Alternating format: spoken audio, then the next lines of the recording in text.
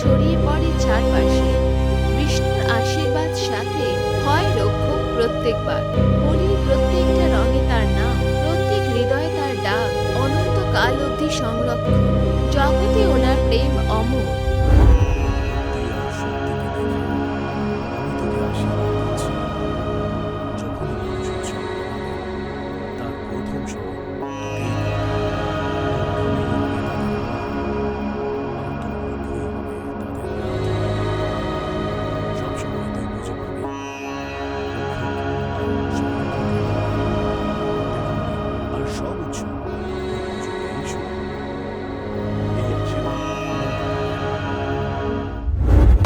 গ্রামের সরু গলিতে একটা পালকি বেরিয়েছে। প্রত্যেকে মুহূর্তের আনন্দ নিচ্ছে। এটা আগামী আশা হোলির উৎসবের প্রথম দিন। একসাথে হয়ে হাসে, খেলে, কথা বলে আর এই মুহূর্তকে একসাথে বাঁচে। তখনই আমাদের মুখ্য পাত্র দেবা সামনে এলো। ও পালকিটাকে নিজের কাঁধে রেখে গর্বের সাথে গ্রামের গলি দিয়ে নিয়ে যাচ্ছে। দেব আত্মবিশ্বাস আর উষ্ণতায় ভরা মনে হচ্ছে। ও প্রত্যেকের সাথে বন্ধুত্বপূর্ণ ব্যবহার করছে আর ওদের এই উৎসবের পুরো আনন্দ নিচ্ছে। এই পালকির উৎসব শেষ হওয়ার পর দেব, সুধা আর অমৃতার সাথে ওরা তিনজনে মিলে আজকের পালকি যাত্রার গ্রাম থেকে পাওয়া ভেটের দানের গুনছে। 230, 260, 310 আর এটা হলো পুরো 360। তোর কত হয়েছে? আমার তো 490 হয়েছে এবার। দেবা তোর? দেবা দাঁড়িয়ে পড়ল আর একটা লম্বা শ্বাস ছাড়ল।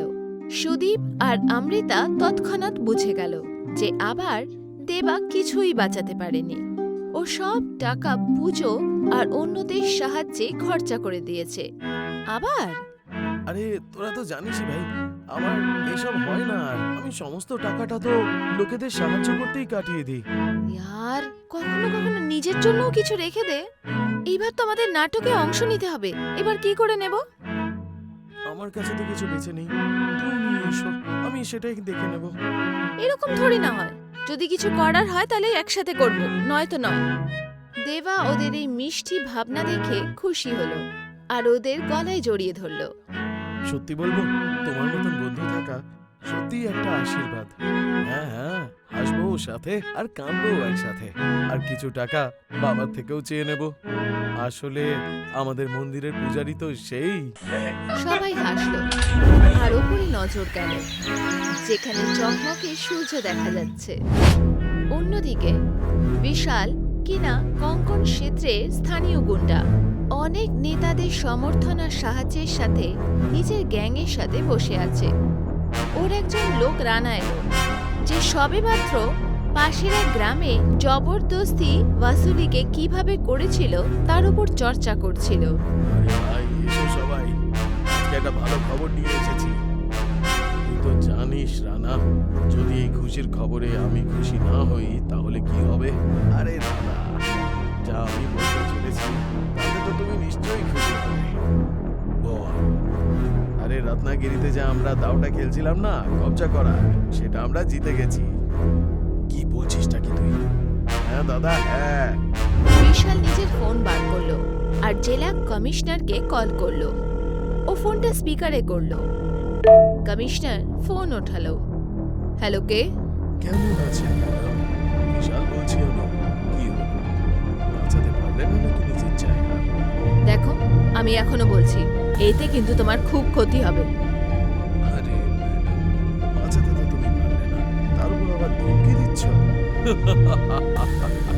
ভালো ব্যাপার, চলো এবার গ্রাম থেকে একটা সুন্দর দেখতে মেয়ে পাঠাবো। নাহলে তুমি চলে এসো।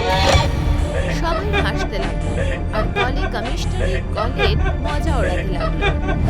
আর হ্যাঁ, যদি সেটাও না হয়, নিজের স্বামীকে চুরি পরিয়ে এখানে পাঠিয়ে দিও আমাদের কাছে।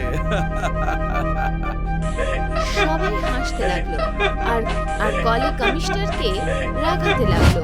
অপমানিত আর চিন্তিত হয়ে ও ফোন কেটে দিল। আরে দেখো, কেটে দিল। ও এবার কি হবে? কি আবার হবে? রাতের উৎসবের তৈরি কর। আমরাও তো একটু দেখি আমি কোন কোন রকমের ফুল এনেছি। সবাই এই মুহূর্তটাকে আনন্দের সাথে মানাচ্ছিল। সন্ধ্যেবেলায় দেবা নিজের বাড়িতে মন্ত্রের জপ করছিল আর পুজো করছিল। তখনই সুরভি আর অমৃতা ওর বাড়ি পৌঁছালো। দেবা দেবা, দেবা এখনো ওদের আওয়াজের দিকে মন দিল না। এখন দুজনে একসাথে ওকে আওয়াজ দিল, দেবা। আরে হ্যাঁ ভাই, হ্যাঁ শুনে নিয়েছি আমি। দেখতে পাচ্ছিস না আমি পুজো করছি। এমন কোন বিপদ হয়ে গেছে তোদের? আরে ভাই তুই তো জানিস না 4 দিন বাদে নাটক আছে, তো আজকে তার জন্য যেতে হবে। তুই সাথে যাবি না? আরে হ্যাঁ, আমি তো ভুলেই গেছিলাম। চলো যাই আমরা। তিনজনে সেখান থেকে বেরিয়ে গেল। দেবা, সুদীপ আর অমৃতা বাজারের দিকে গেল। রাস্তায় কঙ্কন ক্ষেত্রের চারপাশের সৌন্দর্য দেখে ওরা প্রশংসা করলো। ভাই এখান থেকে আমাদের গ্রামটা কত সুন্দর লাগে, তাই না? ভালো তো লাগে, কিন্তু জানি না কখনো কখনো ভয়ও লাগে। ভয়? কিরকম ভয়? যেটা সরি অনেক ভাই। আরে এমনি এমনি কি করে কেউ ছিনিয়ে নেবে? এই গ্রামটা আমাদের, আমরাই এটাকে বাঁচিয়ে রাখবো। আর নয় তো কি, গ্রাম আমাদের। যখন ওরা কথা বলছিল তখনই বিশাল আর ওর গ্যাংয়ের জিপ খুব জোরে ওদের পাশ দিয়ে যাচ্ছিল। গাড়িতে অনেকে বন্দুক আর রাইফেল নিয়ে যাচ্ছিল আর ওরা রত্নাগুড়ির দিকে যাচ্ছিল। দেবা, অমৃতা আর সুদীপ চুপচাপ ওদের দেখলো। শুরু হয়ে গেল এদের দাদাগিরি। আমি বলেছিলাম না আমাদের ভয় লাগে? আমি এটার ব্যাপারেই কথা বলছিলাম। ছাড়, যেতে দে। আমরা মার্কেট যাই, এমনিতেও সন্ধে হয়ে যাচ্ছে। দেরি করলে মার্কেট বন্ধ হয়ে যাবে। দুজনে মাথা নাড়িয়ে সম্মতি দিল আর বাজারের দিকে চলে গেল। রাত্রিবেলায় দেবা নিজের বিছানায় শুয়েছিল। ওর চেহারা ভয়ে চিন্তিত লাগছিল, যেন ও কোনো খারাপ স্বপ্নে ফেঁসে গেছে। স্বপ্নে উজ্জ্বল রশ্মির দিকে ভগবান বিষ্ণুর ছায়া দেখা দিল। সময় এসে গেছে।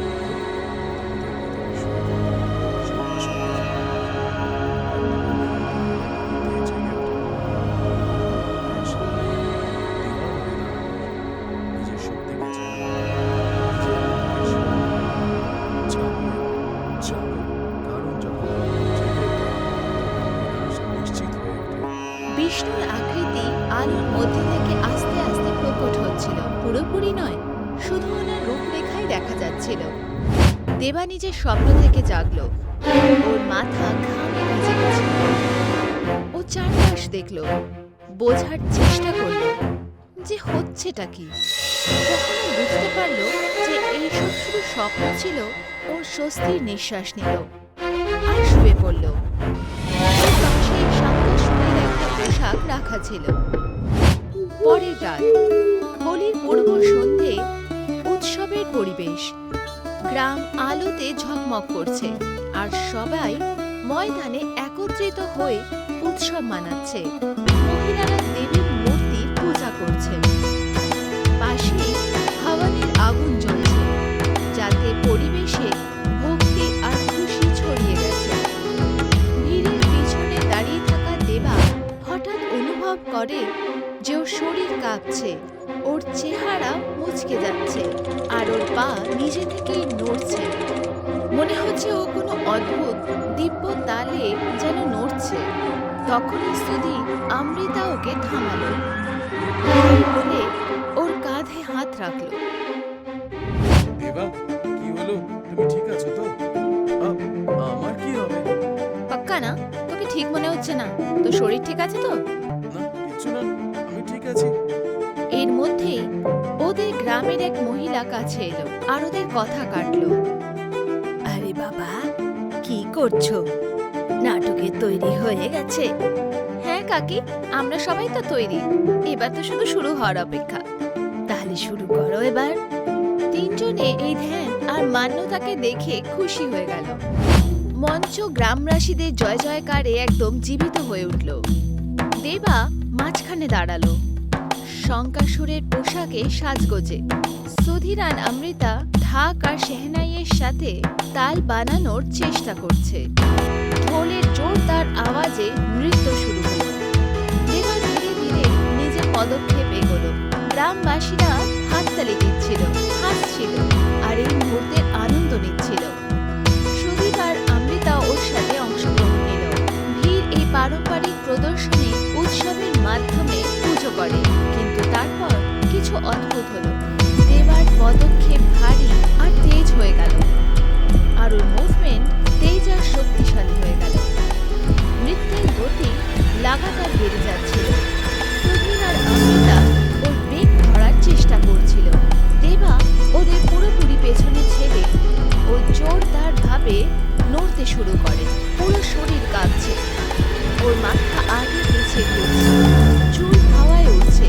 এই মনমোহক মুহূর্তের শেষ তখন হয় যখন দেবা নিজের হাঁটুতে পড়ে যায়। ও নিজের চেহারা ওপরে ওঠাল, লাগাতার নড়তে নড়তে ওর চোখ চড়া হয়ে যায় আর ও ভয়ঙ্কর চিৎকার করে। চিৎকার শোনা গেল। লোক ভয়ের চোখে পালাতে লাগলো, চিৎকার করলো আর কাঁদলো।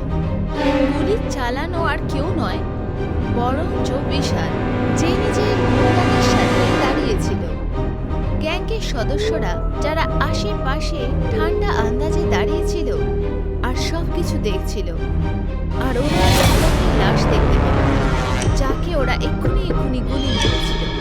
কোনো রকম প্রায়শ্চিত্ত ছাড়াই ও নিজের চোখের দিকে আবার এগোল আর নিজের কুর্তাতে বন্দুকের নলি মুছল।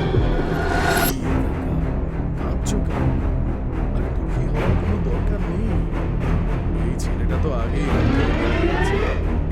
জানো, বিশালের চোখটা লেগেছিল মনির, তাও ওর সাথে ন্যানমা টাক্কা করছিল। মনির দিকে দেখলো, যে ঠেলার পেছনে দাঁড়িয়েছিল। ওর চোখ দিয়ে জল পড়ছিল।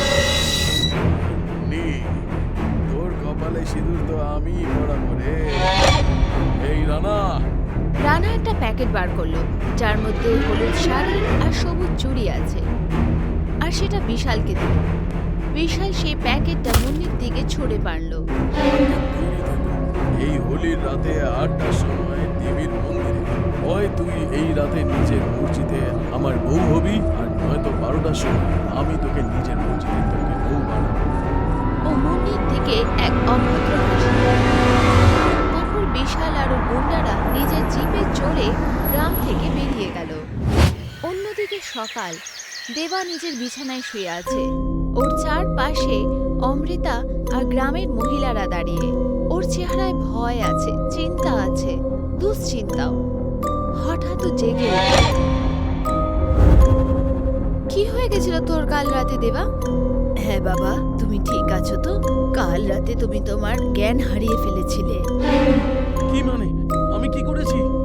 কালকে রাতে নৃত্যের মাঝখানে তুই অদ্ভুতভাবে চিৎকার আর লাফাতে শুরু করিস, আর তারপর অজ্ঞান হয়ে যাস। হ্যাঁ বাবা, সবাই তোমার চিন্তা করছে, এই জন্য তোমাকে এখানে নিয়ে এসেছি। কি বলছো তোমরা? আমি এরকম করেছি? হ্যাঁ দেবা। সেই সময় সুধীর ভেতরে এলো, হাতে কিছু ওষুধ নিয়ে। আরে তুই উঠে গেছিস? এখন কেমন আছে ওর শরীর চাচি? শরীর তো ঠিক আছে বাবা, কিন্তু ও বলছে ওর কিছুই মনে নেই। সুধীর দেবার চোখে সোজা দেখলো।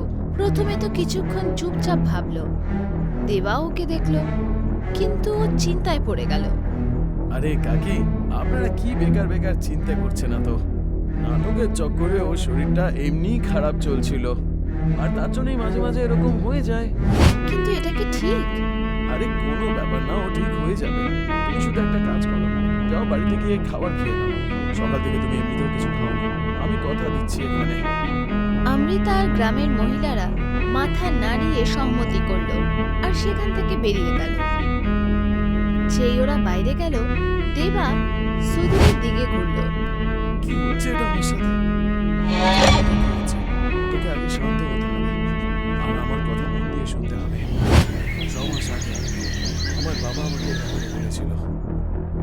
কি হলো বাবা, সব ঠিক আছে তো? ও সুদীপের দিকে তাকালো আর নাতে মাথা নাড়ালো। কি হলো? গ্রন্থর হিসাবে আরো তো হোলির তারিখ মোটে মোটেই সাধারণ না, হয়তো কোনো মহাবলী জেগে উঠতে চলেছে। তো এর মধ্যে কোনো গতি আছে বাবা? এটা বিনাশকারী শক্তির সংকেত।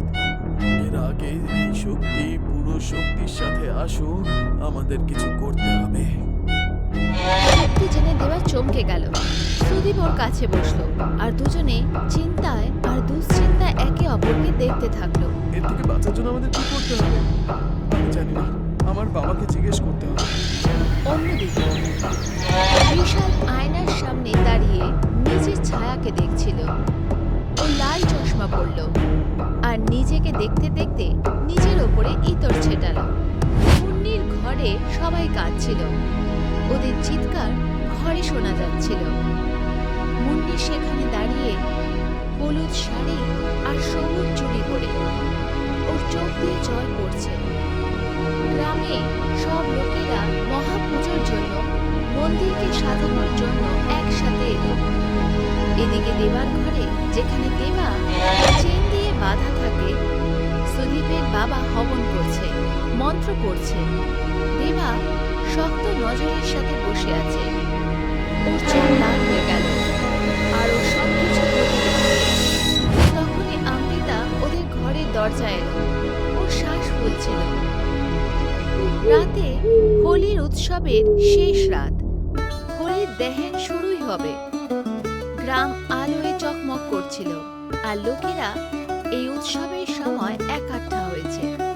এক বৃদ্ধ লোক আগে এগোলো, হাতে মশাল নিয়ে, আর হোলিকার আগুনকে প্রজ্বলিত করলো। মহিলারা হোলিকার চারপাশে ঘুরল আর অনুষ্ঠানের অনুসারে নারকেল আগুনে দিল। তখন বিশাল নিচের জিপে এলো। ও বাইরে বেরোলো, ওর চারপাশে দেখলো আর পরিবেশটা অনুভব করলো। সেই সময় সুদীপ, অমৃতা আর সুদীপের বাবা ভিড়ে সামিল হয়ে গেল। তাড়াতাড়ি বাইরে বেরিয়ে আয়।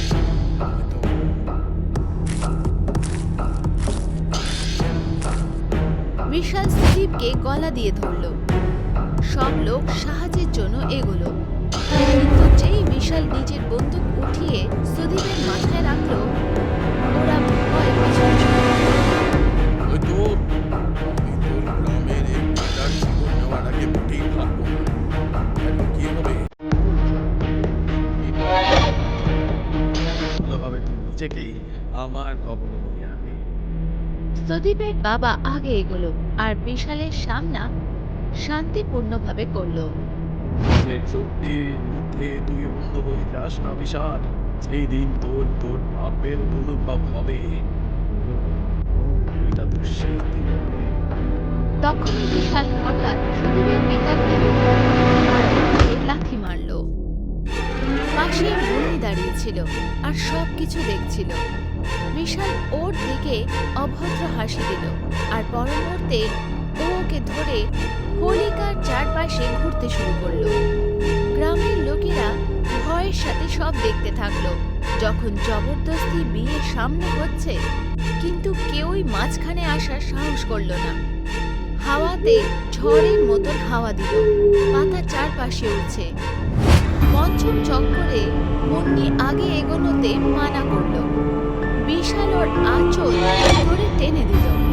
গুন্ডারা হাসলো আর মুন্নি লজ্জার সাথে নিজেকে ঢেকে দিল। সেই সময় অমৃতা শেহনাই বাজাতে বাজাতে এলো। সুদীপ ঢোল বাজালো। সঙ্গীত তেজ হয়ে গেল আর পুরো গ্রাম ঝাঁঝিয়ে উঠল। হঠাৎ মাটি কেঁপে উঠল, ভূমিকম্প এলো। জ্বলন্ত হোলিকার আগুনে দেবা বেরিয়ে এলো, হাতে কুড়ুল নিয়ে। অপার শক্তিশালী ও কুড়ুলটা বিশালের ভেতরে ঢুকিয়ে দিল। ওকে হাওয়ায় উঠিয়ে দিল আর তারপর হোলিকার আগুনে ফেলে দিল। দেবা চিৎকার করল। বিশালের বাকি গুন্ডারা ভয়ের চোটে পালালো। দেবা নির্বাক হয়ে ওদের পেছনে পড়ে গেল আর ও রাস্তায় আসা প্রত্যেকটা জিনিস ফাটিয়ে দিল, চিড়ে দিল আর মেরে দিল। রানাকে হোলিকার সামনে পেল। ওকে মারার জন্য দেবা নিজের বিশাল হাত তখন ওর পেছনে ভগবান বিষ্ণুর ছায়া প্রকট হলো। শঙ্খের আওয়াজ পুরো গ্রামে শোনা গেল, যেন কোনো এক দিব্য সংকল্প। এক তীব্র প্রহারের সাথে প্রতিমা রানাকে চিরে দিল, আর ওর ক্রোধে